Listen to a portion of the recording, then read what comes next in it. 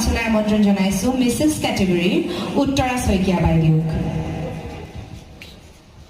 আচলতে অভিনয় কৰিব বুলি মোক আগতে জনাইছে, সেইকাৰণে মই ষ্টেজত ৰৈ দিছোঁ। তেখেতক মাইক্ৰফোনটো আগবঢ়ালোঁ। থৈ থাকিব দিব নেকি? ঠিক আছে।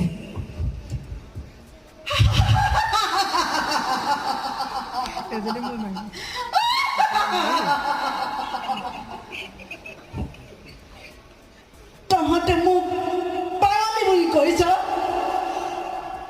মই পাগলী, তহঁত পাগলী। মোৰ ছোৱালীজনী ডান্স কৰিবলৈ গৈ তাই কৰিল।